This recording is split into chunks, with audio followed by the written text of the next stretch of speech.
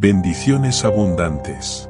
Sean todos muy bienvenidos a la lectura y comentario diario de la lección de la escuela sabática. Palabra eterna. Suscríbete y comparte. Domingo 24 de noviembre, en él estaba la vida. En Juan 1:1, el apóstol afirma claramente que Jesús es Dios, el Hijo Divino. Por consiguiente, en Juan 1:4, en él estaba la vida y esa vida era la luz de los hombres. La referencia a la vida aquí tiene que ser la vida divina, la autoexistencia eterna subyacente, puesto que él tiene vida en sí mismo, puede entregar su vida y volver a tomarla, y por la misma razón puede dar vida a quien él quiera. Juan 5:21, comparar con Juan 14:19. El término vida, zoe, en griego, aparece 36 veces en el Evangelio de Juan, aproximadamente el 25% del total en el Nuevo Testamento. En Juan 1, 4 y 5, además de referirse a la fuente de la vida en nuestro planeta, la palabra también está vinculada a la salvación. A lo largo del resto de Juan, esta idea de vida, zoe, se expresa con mayor frecuencia como vida eterna, la promesa de salvación. Así, aquel que trajo la vida a la existencia en ocasión de la creación es el mismo que trae la salvación, la vida eterna, a un mundo perdido. ¿Por qué vino Jesús a esta tierra? Juan 1:29 nos dice: el siguiente día vio Juan a Jesús que venía a él, y dijo: He aquí el Cordero de Dios que quita el pecado del mundo. Juan 3:16: porque de tal manera amó Dios al mundo, que ha dado a su Hijo unigénito, para que todo aquel que en él cree no se pierda, mas tenga vida eterna. Juan 6:40: y esta es la voluntad del que me ha enviado, que todo aquel que vea al Hijo y cree en él tenga vida eterna, y yo le resucitaré en el día postrero. Juan 10:10: el ladrón no viene sino a hurtar y matar y destruir. Yo he venido para que tengan vida y para que la tengan en abundancia. Juan 12:27: ahora está turbada mi alma, ¿y qué diré? Padre, sálvame de esta hora, mas para esto ha llegado a esta hora. Como Moisés levantó la serpiente en el desierto, así es necesario que el Hijo del Hombre sea levantado, para que todo el que crea en él no se pierda, sino que tenga vida eterna. Así como la serpiente de bronce tomó el lugar de los israelitas, que habían sido mordidos por serpientes, Jesús tomó nuestro lugar, es decir, el de quienes hemos sido golpeados por el pecado. Él asumió el castigo que nos correspondía, a fin de que pudiéramos recibir la vida que le pertenece. Cristo también desea que tengamos vida y que la tengamos en abundancia.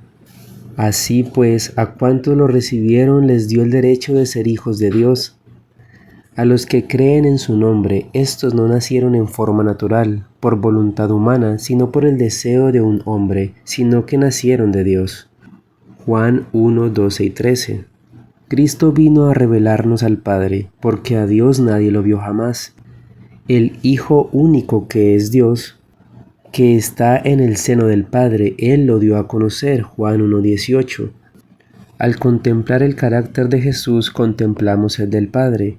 ¿Qué podemos aprender acerca del carácter del Padre por medio de la vida de Jesús?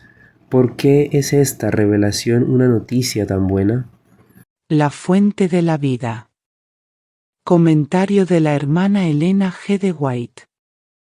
Los maestros de Israel no estaban sembrando la simiente de la palabra de Dios. La obra de Cristo como maestro de la verdad se hallaba en marcado contraste con la de los rabinos de su tiempo. Ellos se espaciaban en las tradiciones, en las teorías y especulaciones humanas. A menudo colocaban lo que el hombre había enseñado o escrito acerca de la palabra en lugar de la palabra misma. Su enseñanza no tenía poder para vivificar el alma. El tema de la enseñanza y la predicación de Cristo era la palabra de Dios. Él hacía frente a los inquisidores con un sencillo: escrito está. ¿Qué dice la Escritura? ¿Cómo lees? En toda oportunidad, cuando se despertaba algún interés, fuera por obra de un amigo o un enemigo, él sembraba la simiente de la palabra. Aquel que es el camino, la verdad y la vida, siendo él mismo la palabra viviente, señala las Escrituras, diciendo, ellas son las que dan testimonio de mí. Y comenzando desde Moisés, y de todos los profetas, declarábales en todas las Escrituras lo que de él decían. Juan 5:39, Lucas 24:27. Palabras de vida del Gran Maestro, página 38 y 39. Cada sentencia que pronunciaba era, para los oyentes, la vida de Dios.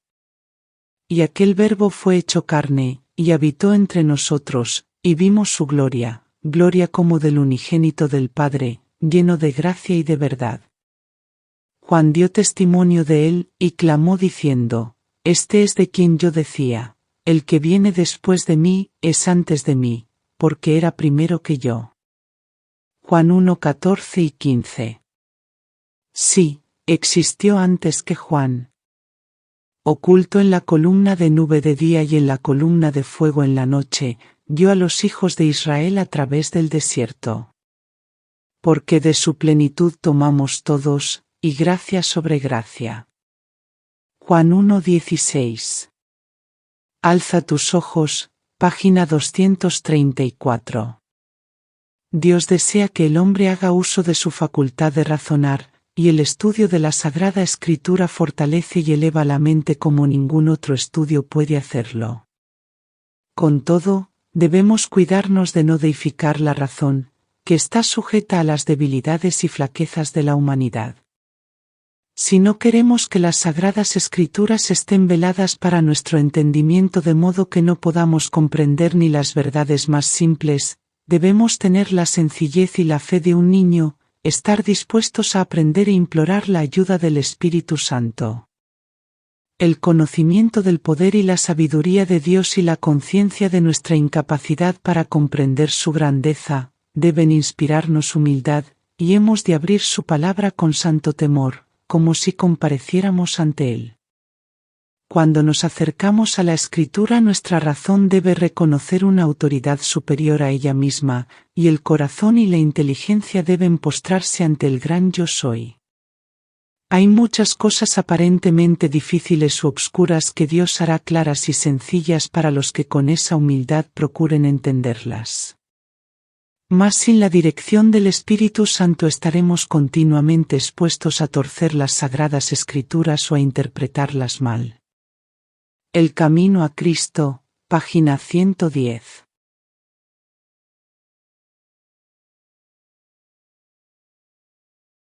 Domingo. En él estaba la vida. Comentario del Espíritu de Profecía. El amor de Dios fue el tema de Cristo cuando hablaba de su misión y de su obra. Por eso me ama el Padre, porque yo pongo mi vida, para volverla a tomar. Juan 10:17. Mi Padre te ama a ti con un amor tan ilimitado, pero me ama a mí más porque he dado mi vida para redimirte. Te ama, y me ama a mí más porque te amo, y doy mi vida por ti. Bien entendieron los discípulos ese amor cuando vieron a su Salvador que sufría vergüenza, reproches, desconfianzas y traición, cuando vieron su muerte en la cruz del Calvario. Este es un amor cuya profundidad nadie puede sondear. A medida que los discípulos lo comprendieron, a medida que su percepción se aferró de la compasión divina, comprendieron que hay un sentido en el cual los sufrimientos del Hijo fueron los sufrimientos del Padre. A fin de conocerle, página 69. Cuando la voz del poderoso ángel fue oída junto a la tumba de Cristo, diciendo, «Tu Padre te llama», el Salvador salió de la tumba por la vida que había en él. Quedó probada la verdad de sus palabras, «Yo pongo mi vida, para volverla a tomar».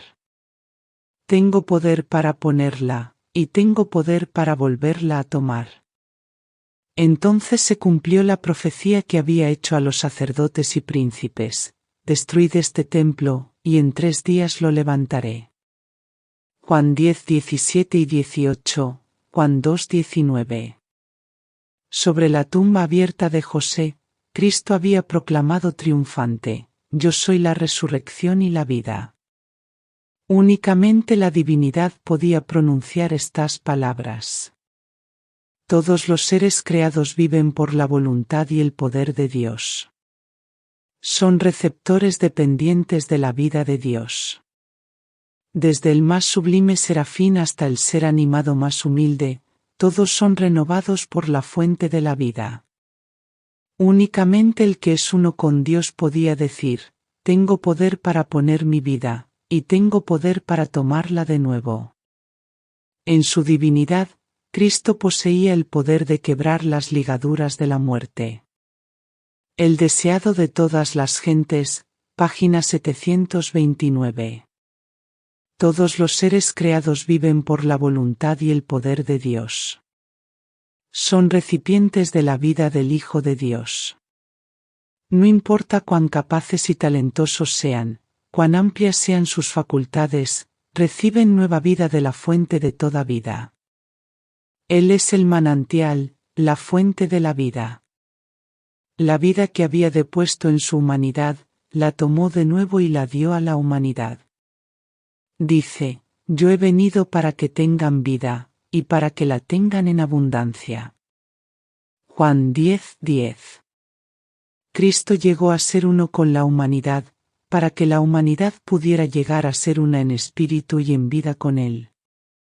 En virtud de esa unión, en obediencia a la palabra de Dios, la vida de Cristo llega a ser la vida de la humanidad.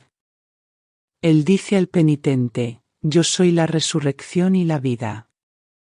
Juan 11:25. Hijos e hijas de Dios, página 239.